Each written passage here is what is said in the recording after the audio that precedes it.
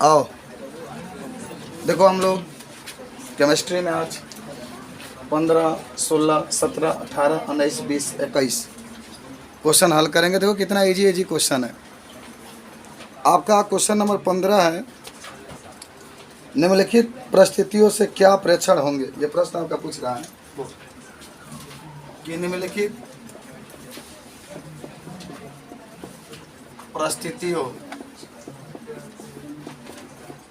से क्या प्रेक्षण होंगे, माने क्या प्रेक्षण होंगे वो आपको बताना है आज, ठीक है।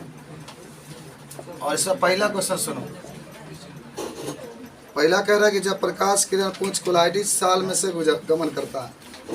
पहला क्वेश्चन आपका है कि जब प्रकाश किरण पुंज कोलाइडी बिलियन में से गमन करता है,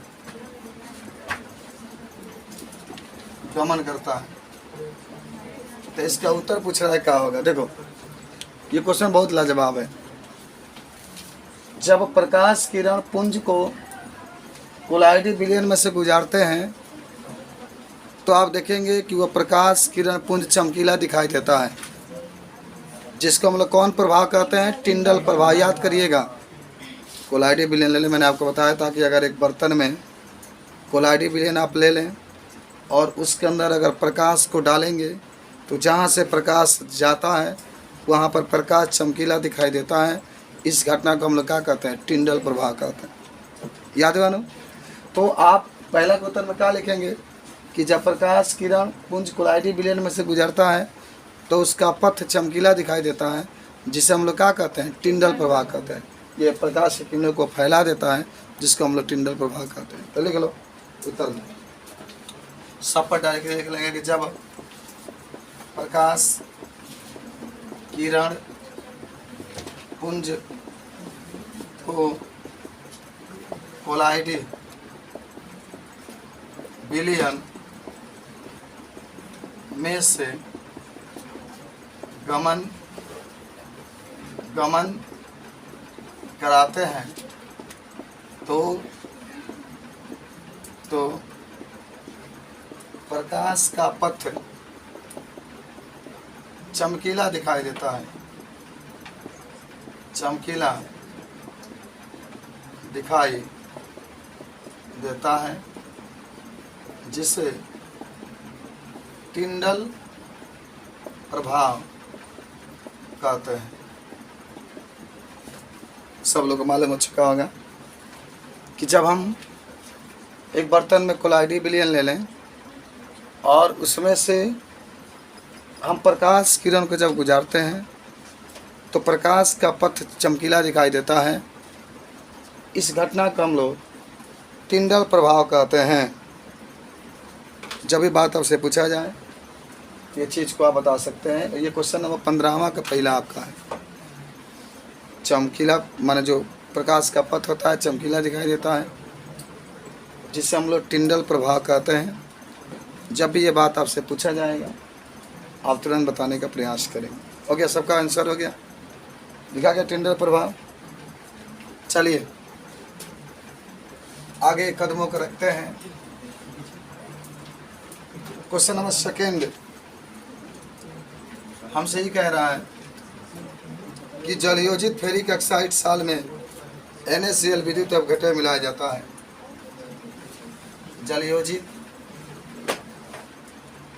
फेरिक ऑक्साइड में NaCl विद्युत अपघटन के रूप में मिलाया जाता है, रूप में मिलाया जाता है। ये क्वेश्चन आपका है, क्या आपके पास है? हमारे पास है फेरिक ऑक्साइड, तो समझना ध्यान से।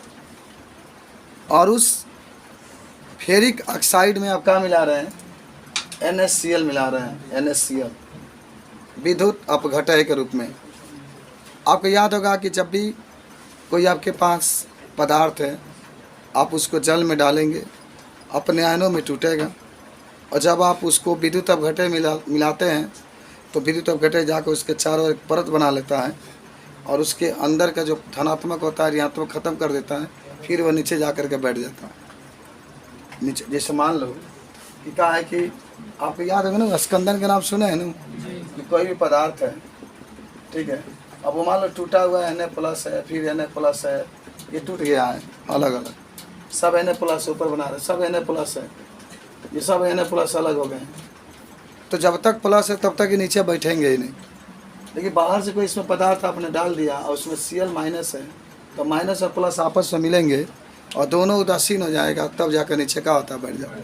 अब क्वेश्चन के भाव के पास क्वेश्चन आपसे कहता है कि जल योजित फेरिक ऑक्साइड, मानो जल योजित मतलब जल में टूट गया है, Fe+, में टूट गया है, सब पूरा बिखरा हुआ है जल में, और NaCl विद्युत अपघटय के रूप में मिलाते हैं। जब आप NaCl को मिलाएंगे तो Cl- में टूटेगा ना ये, तो उसमें यह Fe+ है, ये Cl- है, आपस में मिलेंगे और इसका आवेश कहाँ आ जाएगा, समाप्त हो जाएगा, और फिर वो नीचे जाकर क्या आता है, बैठ जाता है। तो ये प्रश्न यही पूछा है कि जब इस घटना को हम लोग क्या कहते हैं, तो इस घटना को क्या कहते हैं हम लोग, स्कंदन कहते हैं। क्या कहते हैं, स्कंदन। स्कंदन किसे कहते हैं, जब उसका आवेश समाप्त हो जाएगा और जा करके पानी में नीचे क्या होता है, बैठ जाता है। तो आप उत्तर में लिख सकते हैं स्कंदन, काली खा लिख दोगे स्कंदन, और मिलाने के बाद वह नीचे जा करके बैठ जाता है। तीसरा आ जाओ, कोलाइडी साल में से विद्युत धारा प्रवाहित की जाती है। कोलाइडी साल में से विद्युत धारा प्रवाहित की जाती है। चलो, ये कोलाइडी साल है और उसमें से विद्युत धारा प्रवाहित करते, तो आपको याद है विद्युत धारा कब प्रवाहित होगा, जब उसमें एक धनात्मक इलेक्ट्रोड होगा, उसमें ऋणात्मक इलेक्ट्रोड है। याद आ रहा है कुछ, आप एक चीज़ पढ़े थे, याद करिएगा कि ई आकार के हम लोग एक नली लिए थे, आप विद्युत प्रवाहित किए थे, एक प्लस के साथ जुड़े थे और एक माइनस के साथ जुड़े थे। ए सुनो, ए शर्मा जी, और आपके पास दो इलेक्ट्रोड, एक प्लस और एक का नेगेटिव है, और कोलाइडी विलयन इसके अंदर भर दिए थे। तो जो ऋणात्मक वाले कण थे धन प्लेट की ओर जा रहे थे, और जो धनात्मक वाले कण थे वो ऋण प्लेट की ओर जा रहे थे। इस क्रिया को हम लोग क्या कहते थे, क्या कहते थे,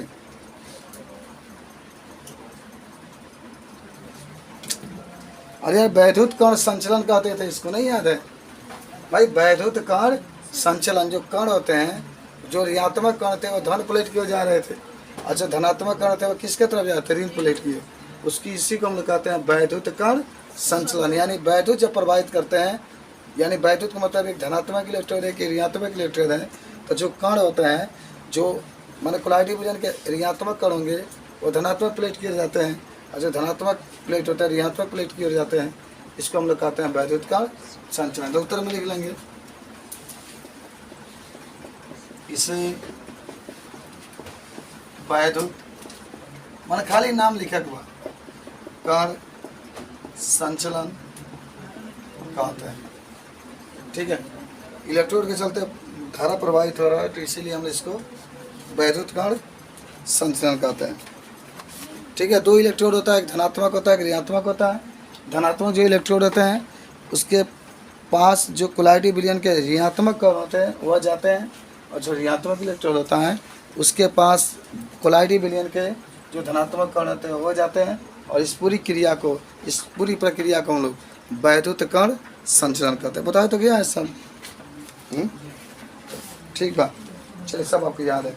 आगे बढ़े हम लोग, अब आते हैं क्वेश्चन नंबर 16 के पास। 16 क्वेश्चन देखिए, हाँ क्या होता है, अच्छा बताइए तब को जी सर जी मिटा दे, लिखा गया सब लोग, इसी को स्कंदन कहते हैं हम लोग। आइए आते हैं हम लोग क्वेश्चन नंबर 16 के पास। 16 ये क्वेश्चन अभी कंप्लीट हुआ है। 16 ही कह रहा है कि इमल्सन किसे कहते हैं, इमल्सन किसे कहते हैं, इनके विभिन्न प्रकार क्या हैं प्रत्येक का उदाहरण लिखिए। इनके विभिन्न प्रकार क्या हैं, प्रत्येक का उदाहरण लिखिए। प्रत्येक का क्या लिखना है? उदाहरण लिखना है। अच्छा, आपको याद है इमल्सन के बारे में कुछ? हम आपको याद करा रहे हैं। देखिए, जब द्रव में द्रव को मिलाते हैं, जब द्रव में द्रव को मिलाते हैं तो इसी को क्या कहते हैं? इमल्सन कहते हैं। सब लोग याद करो, ये तो बहुत सिंपल चीज़ है। इमल्सन दो प्रकार का होता है। एक जल में तेल को इमल्सन, यानी जल में तेल को मिलाना। जल अधिक रहेगा, तेल कम रहेगा। इसका उदाहरण बोलो। दूध। हम ही आंसर क्वेश्चन में बोल रहे हैं, हम ही आंसर में बोल रहे हैं। इसका उदाहरण क्या होगा? दूध। कोई बात नहीं, खाली आप बैठे रहिए, खाली बस सुनिए, बताने की जरूरत नहीं है। हम हैं ना, अभी शेर जिंदा है, बनमुर्गी बन के बैठा रह लोगे। चलो, तो जल में तेल का एक होता है ना, जल में तेल का भी मिश्रण। तो जल अधिक है, तेल कम है, तो इसका उदाहरण क्या होगा? दूध। इसका उदाहरण क्या होगा? दूध। तेल में जल का विलयन या तेल में जल का इमल्सन, यानी तेल अधिक है, जल कम है, इसका उदाहरण क्या होगा? मक्खन। लखन ना, मक्खन।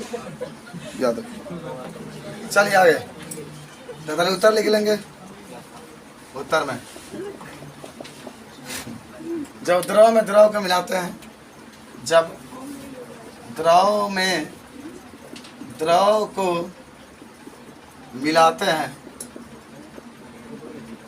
तो इसे इमल्सन कहते हैं।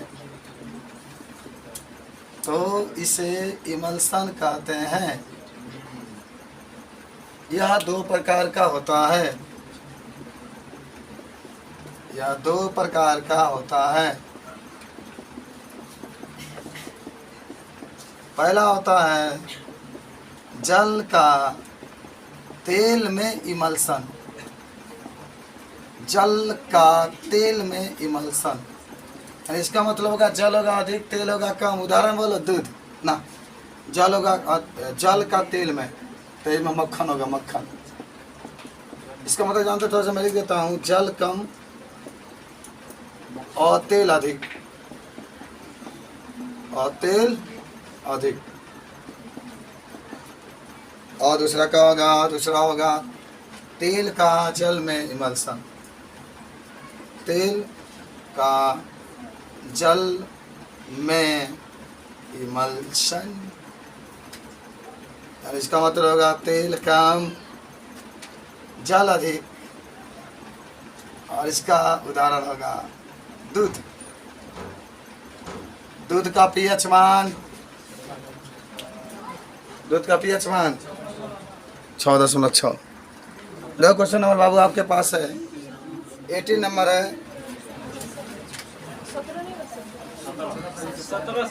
17 ही देख लेता है। क्या कहता?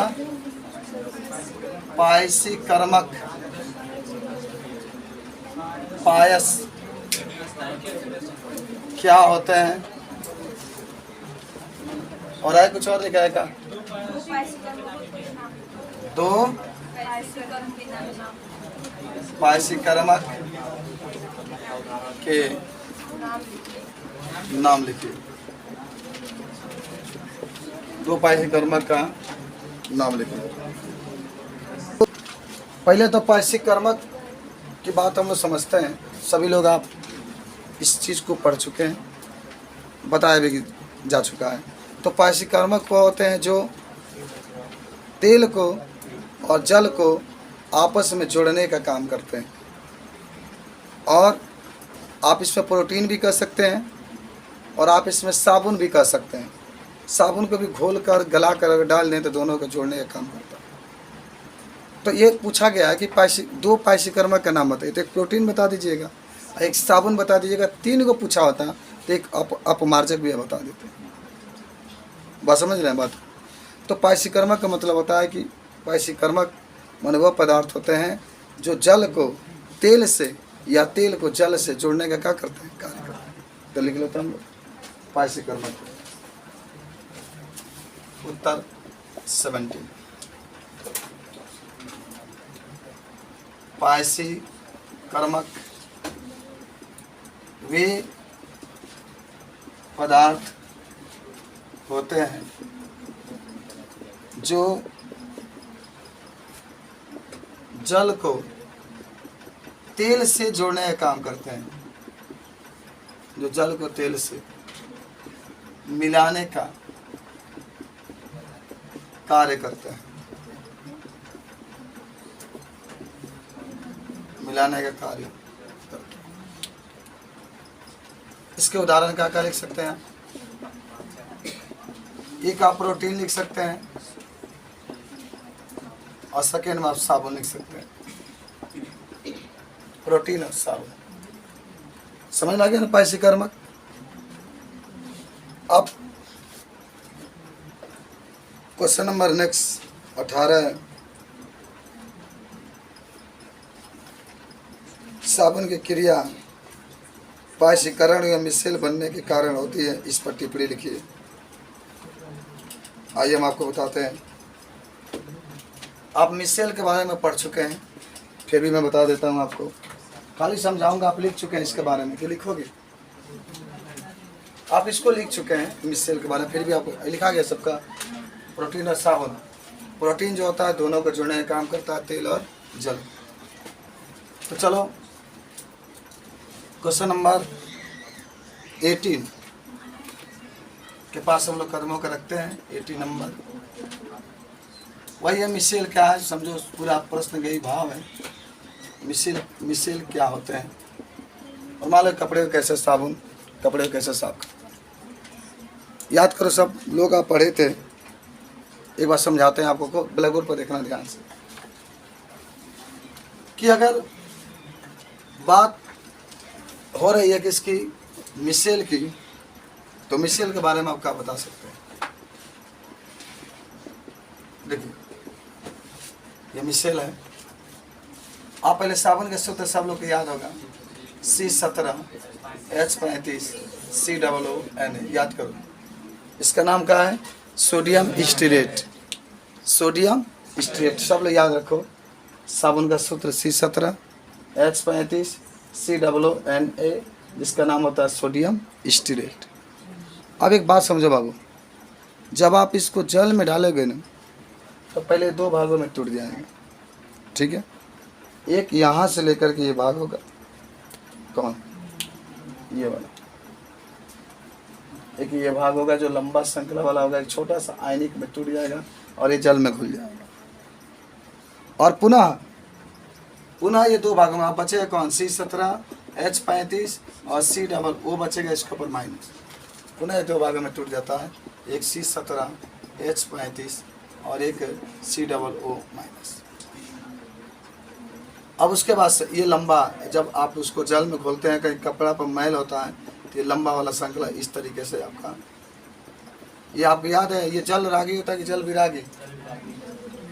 ये जल विरागी होता है, पढ़े भी थे। जल विरागी मतलब ये जल में नहीं घुलेगा। देखो ये कोई कंसेप्ट याद रखेगा चाहिए कि C17 H35 का है जल विरागी, जल में नहीं घुलेगा, और ये का है जल रागी, जल रागी जल में घुल जाता है।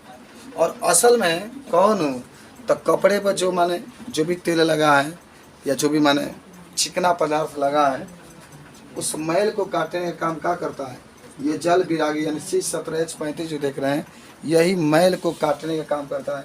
ये मैल को खींच करके एक जगह इकट्ठा कर देता है, और फिर जब हम लोग कपड़े को धोते हैं, उसके बाद से पटकते हैं प्लास्टर पर, ठाएँ ठाएँ, तो मैल जो होता है छूट जाता है। फिर उसमें पानी डालते हैं और गाड़ देते हैं, तो पूरा जितना मैल होता है गड़ जाता है। ये रसगुल्ला का रस नीचे का होता है, गड़ जाता है, ऐसे गड़ जाता है कपड़ा साफ।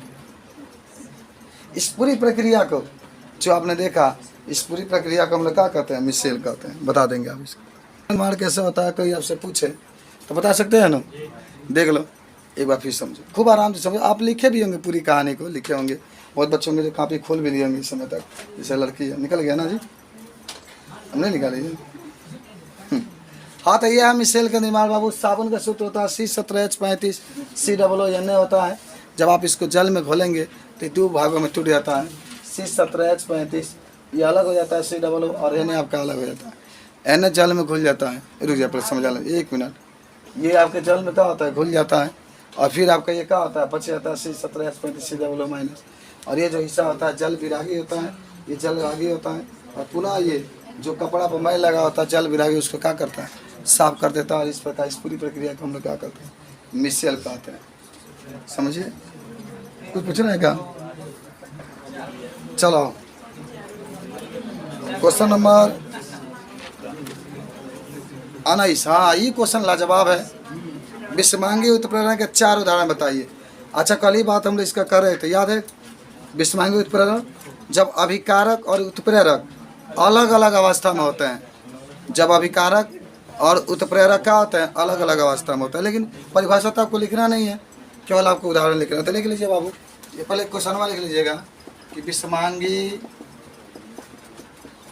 उत्प्रेरण के 4 उदाहरण लिखिए। विषमांगी उत्प्रेरण के 4 उदाहरण लिखिए। विषमांगी को तो जानते हो, अगर अभिकारक है ठोस अवस्था में तो उत्प्रेरक गैस अवस्था में होना चाहिए। तो पहला उदाहरण था फेमस में, फेमस है फेमस N2H2 क्रिया कराए बन गया NH3।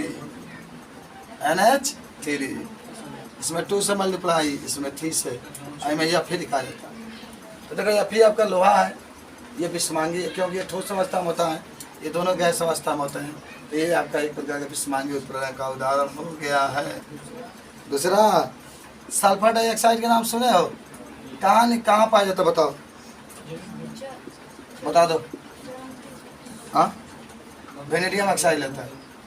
ज्वालामुखी विस्फोट जब होता है ना, जब जमीन फाटता है, धुआं धुआं हो जाएगा।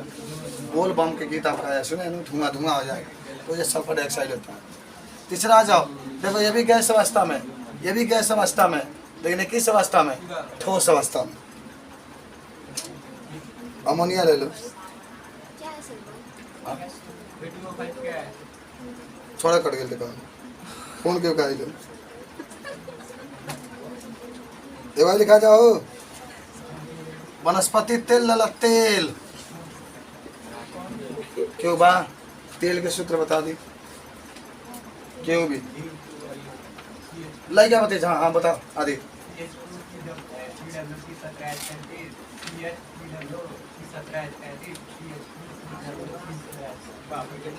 ठीक बा, सही कह रहा है दाम। आप लोग याद है, लड़की में कोई बोलेगी तेल का सूत्र, हम बोले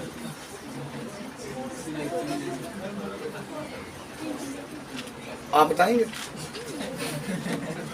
क्या तू ना पढ़े लोगा मुड़ी रगड़ ना ऐसे बता, तो बता शिल्पी।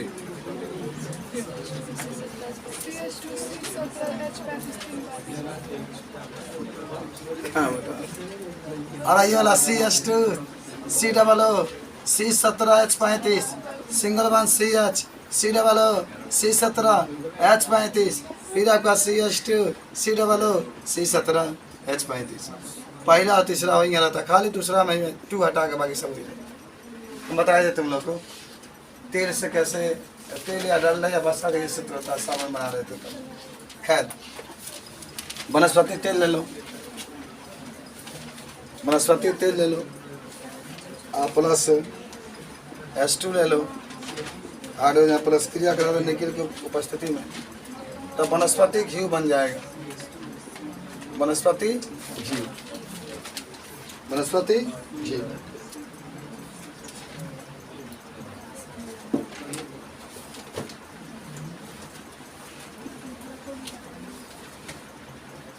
चलो एक 4 नंबर और ले लो यहाँ पर, ठीक है।